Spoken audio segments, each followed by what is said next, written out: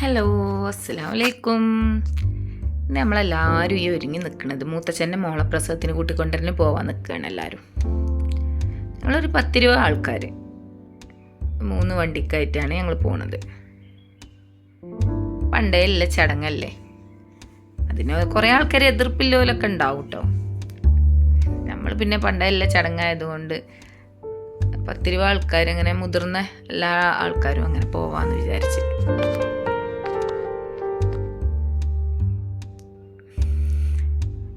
എല്ലാ പണ്ടത്തെ കഥയും ഒക്കെ പറഞ്ഞിങ്ങാണ്ട് അങ്ങനെ എല്ലാവരും പോയി. ഏകദേശം തോനെ ദൂരമൊന്നുമില്ല അങ്ങോട്ട്.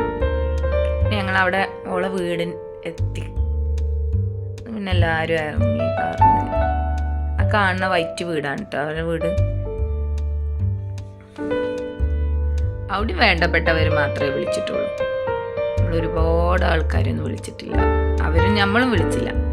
വിളിക്കുകയാണെങ്കിൽ ഒരുപാട് ആൾക്കാരുണ്ടാവും. പക്ഷെ എല്ലാവരും കൂടി വിളിച്ചുകൊണ്ട് അങ്ങനെ നമ്മളാ ചടങ്ങ് കഴിക്കാന്നുള്ളൊരു ഇതിൽ വിളിച്ചു തന്നെ ഉള്ളൂ. തോനെയൊന്നുമില്ല.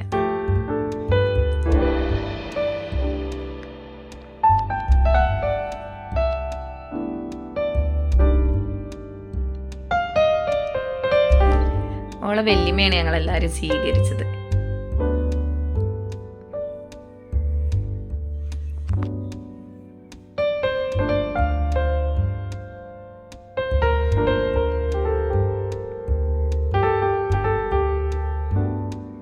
കഥകൾ പറയണ കുറേ ഉണ്ടല്ലേ, പക്ഷെ നമ്മൾ കഥയൊന്നും പറയാൻ നിൽക്കണില്ല.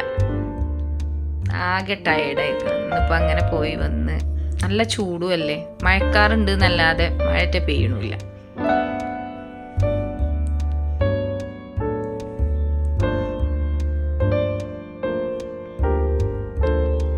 ഞങ്ങളെല്ലാവരും കൂടി പോയി. പിന്നെ എല്ലാവരും അവിടെ ഇരുന്ന് അതിൻ്റെ അടി ജ്യൂസൊക്കെ കൊടുന്നതിന് കേട്ടോ. പക്ഷെ അതൊന്നും നമ്മൾ വീഡിയോ എടുത്തിട്ടില്ല. ഇതാണ് അവള് ഇന്നിടുന്ന ഡ്രസ്സ് കേട്ടോ.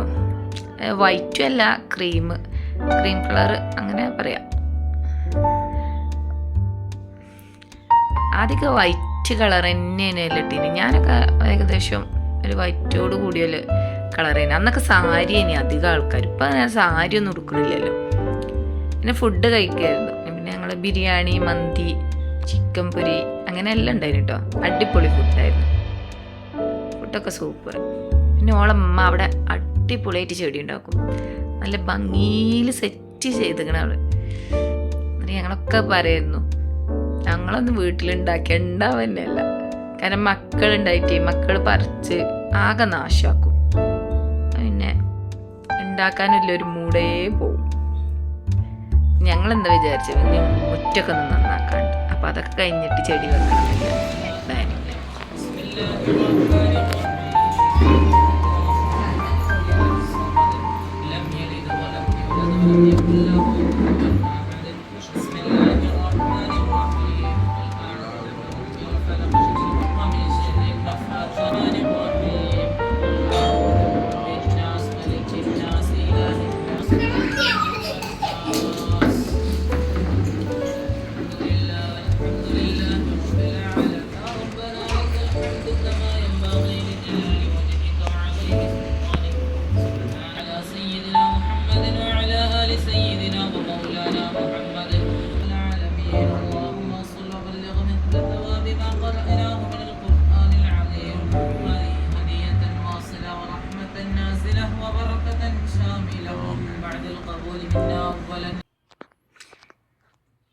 പിന്നെ ദ്വാരക്കലൊക്കെ കഴിഞ്ഞു. അത് കഴിഞ്ഞിട്ട് പിന്നെ ഞങ്ങൾ എളുപ്പം ഇറങ്ങണം. ഒരു 3 മണിയൊക്കെ ആകുമ്പോഴത്തിന് തിരിച്ച് വീട്ടിലെത്തണം എന്നുള്ളതിലാണ് ഞങ്ങൾ ഇറങ്ങാൻ നിൽക്കുന്നത്. അപ്പം മധുരം കൊടുക്കലൊക്കെ ഉണ്ടല്ലോ, നമുക്കിതൊന്നും പരിചയമില്ല. ഞാൻ ഇത് ആദ്യമായിട്ട് കാണുക കേട്ടോ, ഇങ്ങനെ മധുരം കൊടുക്കണം എന്നൊക്കെ ഉള്ളത്. പിന്നെ അലുവയും ജിലേബിയൊക്കെ ആയിട്ട് അവളെല്ലാവർക്കും മധുരം കൊടുത്തു.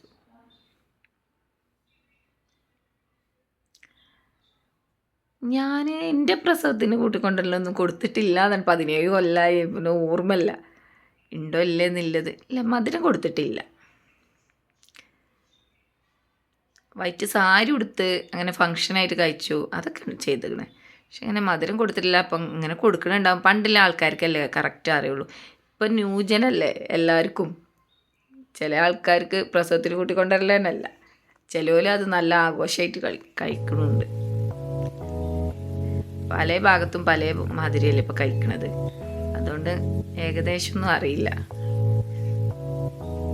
ഞാൻ യൂട്യൂബിലൊക്കെ വരുന്ന വീഡിയോസൊക്കെ ഇങ്ങനെ കാണും കേട്ടോ. ഇങ്ങനത്തെ ചടങ്ങുകളും കാര്യങ്ങളൊക്കെ നല്ല ഭംഗിയല്ലോ, ഓരോ നാട്ടിൽ പല ആചാരങ്ങൾ. നമ്മുടെ നാട്ടിൽ അങ്ങനെ വലിയ ആചാരമൊന്നുമില്ല.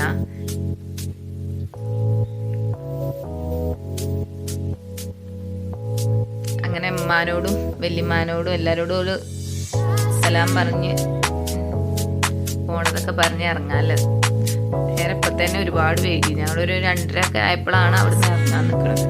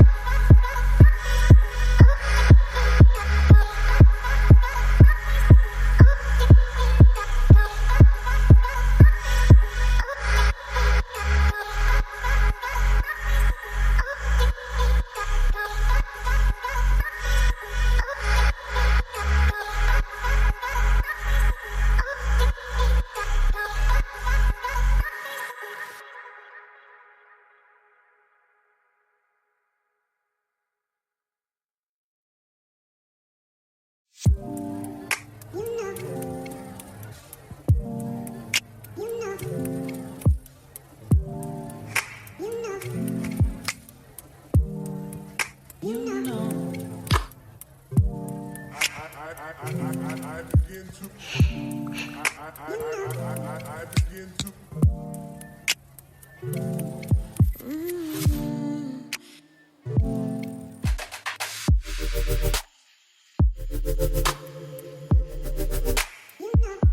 എന്നിട്ട് വീട്ടിലെത്തിട്ടോ. അപ്പം ഉമ്മ കുട്ടിനെ സ്വീകരിക്കാണ്, മധുരം കൊടുത്ത് സ്വീകരിക്കാന്നല്ലേ, അങ്ങനെയൊക്കെ ഉണ്ടെന്നാ പറഞ്ഞത്.